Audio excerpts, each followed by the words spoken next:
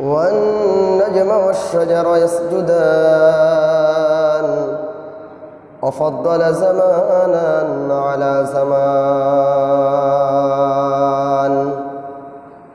كما فضل مكانا على مكان وإنسانا على إنسان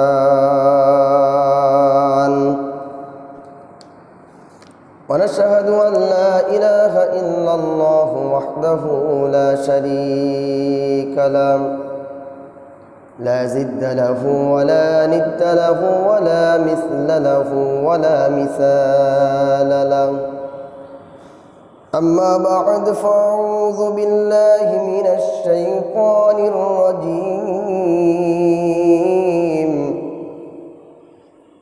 بسم الله الرحمن الرحيم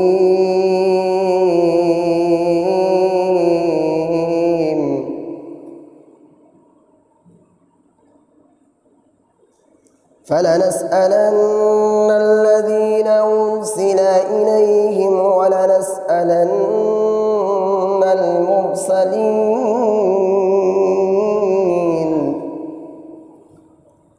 فلنقصن عليهم بعلم وما كنا غائبين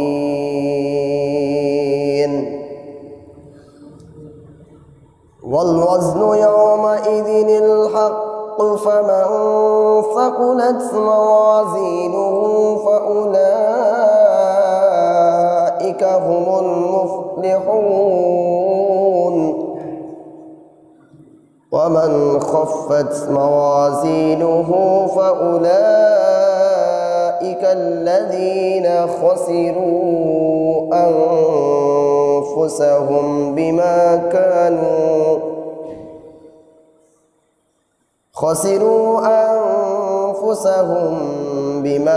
كانوا بآياتنا يظلمون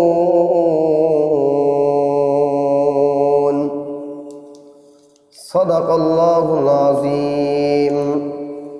وقال تعالى في شان حبيبي إن الله وملائكته يصلون على النبي يا أيها الذين آمنوا صلوا عليه وسلموا تسليما اللهم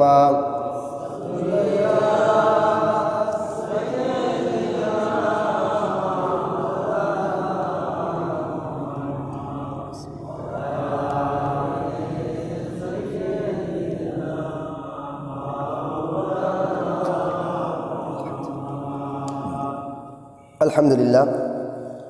মহান আল্লাহ পাক রব্বুল আলামিনের দরবারে লাখো কোটি শুকর ও সুজুদ যে মহান রব্বুল ইজ্জত আল জালাল পবিত্র জুমার দিনে প্রচণ্ড গরমের মধ্যেও আল্লাহ সুবহানাহু ওয়া তাআলা আমাদেরকে সুস্থ রেখে সুন্দর জামাকাপড় পরিধান করায় আগে আগে মসজিদে আসার কিছু কথা বলার এবং শোনার তৌফিক ইনায়েত করলেন। এই জন্য সেই মহান সত্তার দরবারে ভক্তিভরে সমস্যার আওয়াজ করে কালিমাতুশ শুকর আদায় করছি। সকলেই পড়ছি আলহামদুলিল্লাহ। লক্ষ্য করি দুরূদ ও সালাম মানবতার মুক্তির দিশারি উম্মতের কান্ডারি দয়ার নবী মায়ার নবী জনাবে মুহাম্মদ রাসূলুল্লাহ সকলেই পড়ছি সাল্লাল্লাহু আলাইহি ওয়াসাল্লাম। আয়াত কারিমা তেলাওয়াত করেছি সূরাতুল আরাফ। এই সূরার 6, 7, 8 এবং 9 নম্বর আয়াত। এই 4টি আয়াতের উপরে আল্লাহ তাআলা যেন কিছু কথা বলার এবং আমাদের সকলকে শোনার তৌফিক দেন। সেই জন্য আল্লাহ তাআলার কাছে আমরা দোয়া করতে থাকব। আল্লাহ তাআলা এর মাধ্যমে যেন আমাদের আমলকে সুন্দর করে দেন। সকলে বলে আমিন। আল্লাহ সুবহানাহু ওয়া তাআলা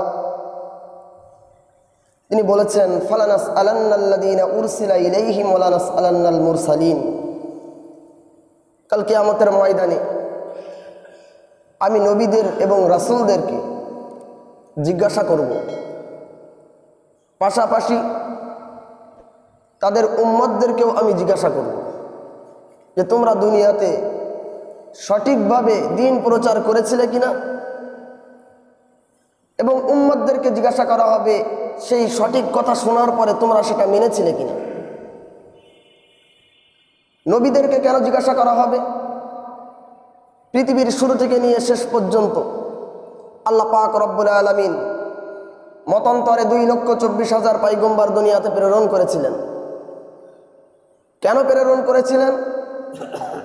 আল্লাহকে চেনানোর জন্য, আল্লাহর কিতাব বুঝার জন্যে, আল্লাহ তাআলার হুকুম মানার জন্যে আল্লাহ সুবহানাহু ওয়া তাআলা নবী এবং রাসূলদেরকে পাঠিয়েছেন। তারা এসে মানুষদেরকে আল্লাহর দিকে ডেকেছে, জাহান্নাম থেকে তাদেরকে সতর্ক করেছে, জান্নাতের আশা দেখিয়েছে। তাদের যে দায়িত্ব ছিল সেই দায়িত্ব তারা পালন করেছে কিনা সেজন্যই নবী এবং রাসূলদেরকে প্রশ্ন করা হবে। এই কথা শুনে, এই দাওয়াত পেয়ে, এই কথা যাদের কর্ণকহরে পৌঁছেছে তারা কতটুকু মেনেছিল, সত্যের কথা কতটুকু নিজের দিকে নিয়েছিল, সেই অনুযায়ী কতটুকু নিজের জীবনকে পরিচালনা করেছিল, এজন্য উম্মতদেরকে জিজ্ঞাসা করা হবে। তাহলে সবাইকে আল্লাহ তাআলার সামনে আমাদের জিজ্ঞাসিত হতে হবে কি হবে না? সূরাতুল আরাফ 6 নম্বর আয়াত আল্লাহ পাক রব্বুল আলামিন বলেন, ফালানাকুসান্না আলাইহিম বিইলমি ওয়া মা কুননা গায়িবিন। শুধু তাই নয়, তাদেরকে আমি পূর্ণ জ্ঞানের সঙ্গে, তাদেরকে আমি যে জ্ঞান দিয়েছিলাম তার থেকে আরো বেশি জ্ঞান দিয়ে তাদেরকে আমি মনে করাবো, এবং তাদের কার্যবলীগুলো আমি তাদের সামনে উপস্থিত করব, আমি বিবৃতি করব। কারণ আমি রব্বুল আলামিন, আমি অনুপস্থিত ছিলাম না। মানুষ যেখানে যা কিছু করেছে, কেউ দেখুক আর না দেখুক, দেখে কে? আল্লাহ রব্বুল আলামিন নিজেই বলেছেন যে আমি রব্বুল ইজ্জতুল জালাল, তোমরা যা কিছু করো, তোমাদের অন্তরের মধ্যে কি আছে সে সম্পর্কেও কেউ না জানু, আমি রব্বুল আলামিন জানি। আল্লাহু আকবার বলেন। এজন্য কাজ করার আগে আমরা যতটুকু মানুষকে ভয় পাই তার থেকে বেশি ভয় পাইতে হবে কাকে? আরো জোরে বলেন কাকে? আল্লাহ রব্বুল আলামিনকে। এর পরের 2টা আয়াত আলোচনার শেষের দিকে আলোচনা করব ইনশাআল্লাহ। আল্লাহ তাআলা তৌফিক দান করুন, সকলে বলে আমিন। আলোচনা করছিলাম আমরা ধারাবাহিকভাবে শাওয়াল মাসে আমাদের 8টি করণীয় ছিল। কয়টি করণীয়? 8টি করণীয়। প্রথম নাম্বার করণীয়, আমাদের আমল যেন নষ্ট না হয়। এরপরে 2য় নম্বর করণীয় ছিল সত্য জানার পরে, এইটা সত্য ওইটা মিথ্যা, এটা জান্নাতের পথ ওইটা জাহান্নামের পথ, এটা জানার পরে যারা সত্যকে প্রত্যাখ্যান করেছে, জান্নাতের রাস্তাকে যারা উপেক্ষা করেছে, অ্যাভয়েড করেছে, তারা জাহান্নামী হয়ে গিয়েছে। তার দৃষ্টান্ত হলো একজন আল্লাহর ওলি ছিল, নাম হলো বালাআম। তাকে আল্লাহ তাআলা দোয়া করলেই কবুল করে নিতেন, সেই ব্যক্তি চিরস্থায়ী জাহান্নামী হয়ে গিয়েছিল। 3 নাম্বার, শয়তান থেকে সতর্ক থাকা। 4র্থ নাম্বার, নামাজের অভ্যাস ধরে রাখা। কিসের অভ্যাস? দেখেন, রমজানে আমরা কাঁধে কাঁধ মিলিয়ে কিভাবে আমরা নামাজ আদায় করেছিলাম, অথচ আজকে জোহরের নামাজ, আসরের মাগরিবের নামাজে, ইশার নামাজে, ফজরের নামাজে মানুষ বাড়ি থাকে, কিন্তু মসজিদ ভর্তি হয় কি? মসজিদ কিন্তু ভর্তি হয় না। কিন্তু রমজানুল মুবারকে ফজরের সময় আমরা দেখেছি পুরা মসজিদটা টয়টুম্বুর হয়ে যায়। কোথায় গেল সেই মুসল্লিগুলো? তারা তো বাড়িতেই থাকে। রাত্রি যাপন করার কারণে 11টা 12টা যখন বেজে যায়, তখনও অনেকেই বলে আমাদের ঘুম আসে না, ঘুমাতে যাই 1টার দিকে 2টার দিকে। রাত্রি যখন যাপন করে তখন ফজরের নামাজে সজাগ না হওয়াটাই স্বাভাবিক। কথা বলেন ঠিক কিনা? সম্মানিত হাজিরিন, এজন্য আগে আগে ঘুমাতে যেতে হবে। বেনামাজি। আমরা মনে করি সমাজের মধ্যে যে সুদ খায় সে সব থেকে নিকৃষ্ট, যে জিনা করে সে সব থেকে নিকৃষ্ট, যে ঘুষ খায় সে সব থেকে নিকৃষ্ট, যে কথায় কথায় মিথ্যা কথা বলে সে নিকৃষ্ট, যে ঝগড়া করে সে নিকৃষ্ট, যে বোনের জমি আত্মসাৎ করেছে সে নিকৃষ্ট, যে অন্যকে অপমান করে সে নিকৃষ্ট। এভাবেই আমরা সমাজের মধ্যে যারা গুনাহে কবিরার মধ্যে লিপ্ত আমরা তাদেরকে মনে করি নিকৃষ্ট। কিন্তু হাদিসে পাক এবং কোরআন বিশ্লেষণ করলে দেখা যায় দুনিয়াতে যত পাপ আছে, এই পাপ কর্মেওয়ালা যত পাপী আছে, এদের ভিতর থেকে সব থেকে নিকৃষ্ট হলো বেনামাজি। সকলে বলেন নাউজুবিল্লাহ। সব থেকে নিকৃষ্ট ব্যক্তিকে সবাই বলেন কে? বেনামাজি। যে নামাজ আদায় করে না সে সব থেকে নিকৃষ্ট। যে সুদ খায় তার থেকে নিকৃষ্ট বেনামাজি। যে ঘুষ খায় তার থেকে নিকৃষ্ট বেনামাজি। যে মিথ্যা কথা বলে তার থেকে নিকৃষ্ট বেনামাজি। সকলে বলেন নাউজুবিল্লাহি মিন যালিক। তাহলে বলেন বেনামাজি কি থাকা যাবে?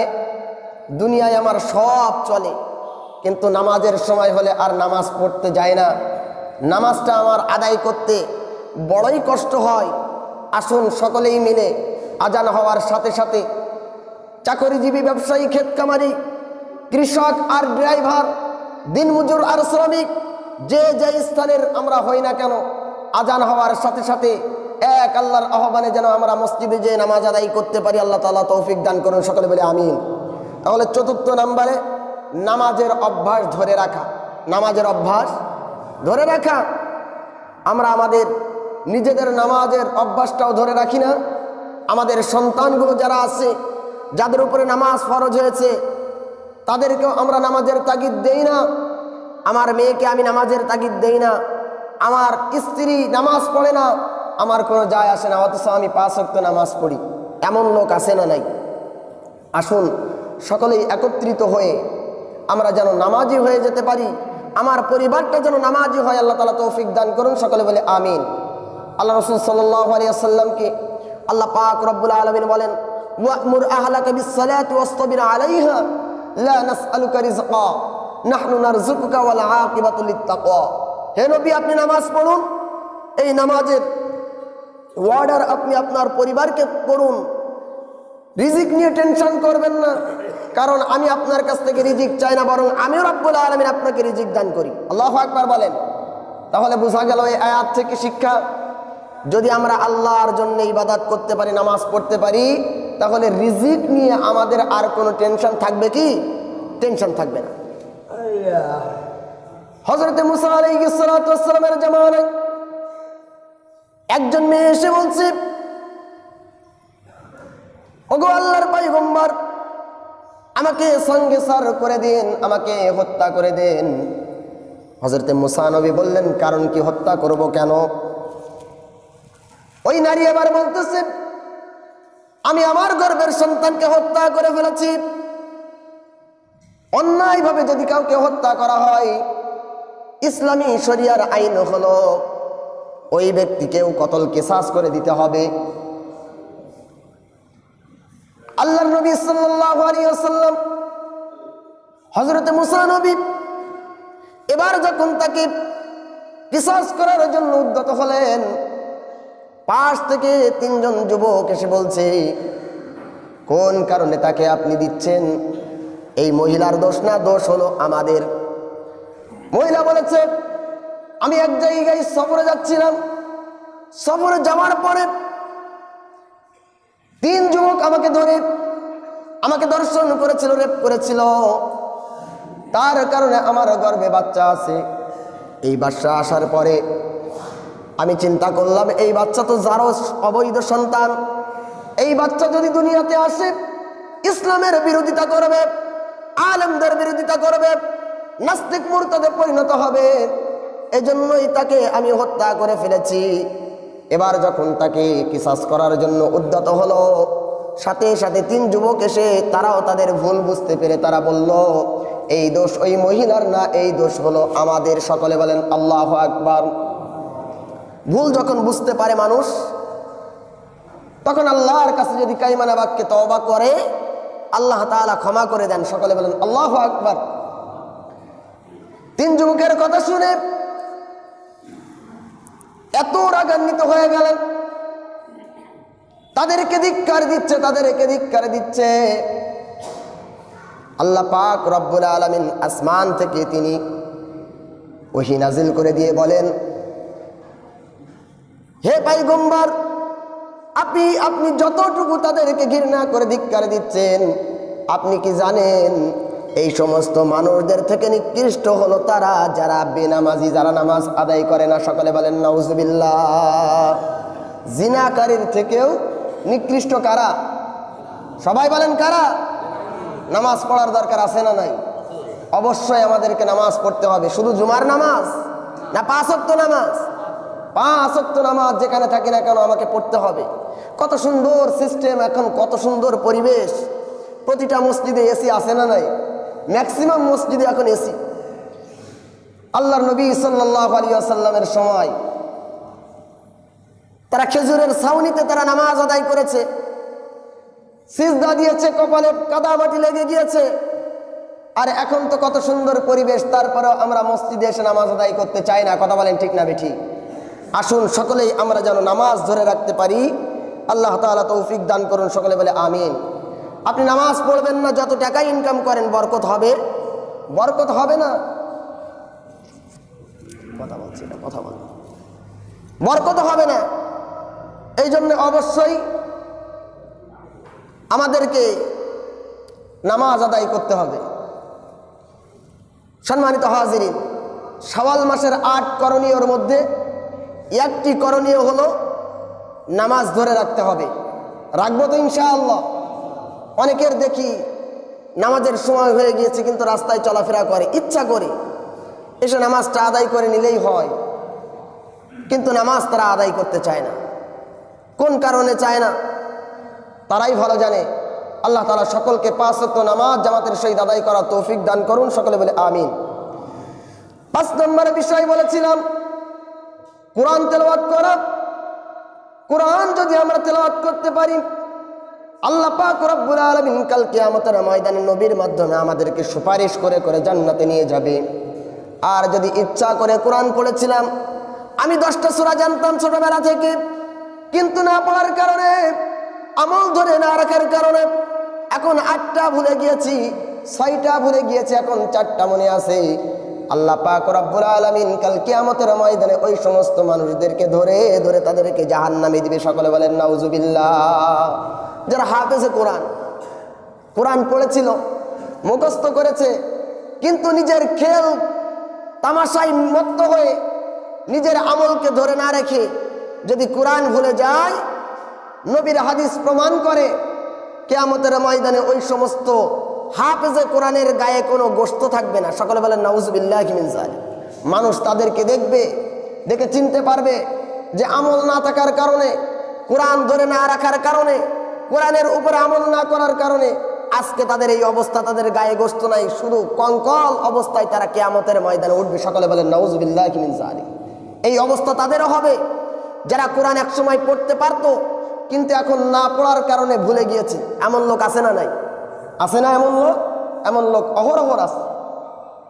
এই জন্য যারা আমরা কোরআন পড়তে পারি তারা তো কোরআন পড়বই, যারা আমরা কোরআন পড়তে পারি না তারা আমরা কোরআন শিখে নিব।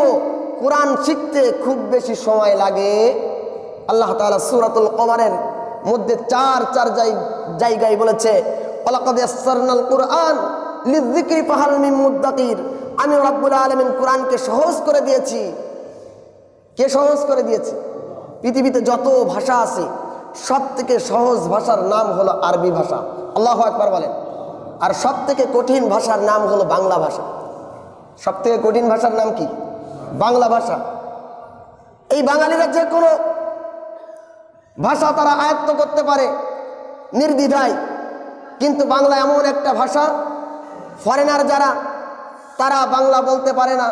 তুমি কেমন আছো এভাবে বলে, আমরা শুনেছি। কথা বলেন ঠিক কিনা? বাংলা ভাষা কঠিন ভাষা। সম্মানিত হাজিরিন, এই জন্য কোরআন যারা আমরা পারি না, 2-3 মাস 1 বছর যদি আপনি মোটামুটি আকারে 20 মিনিট 1 ঘন্টা করে সময় দেন, তাহলে কোরআন আমাদের জন্য শেখা আল্লাহ তাআলা সহজ করে দিবেন। আল্লাহু আকবার বলেন। শিখব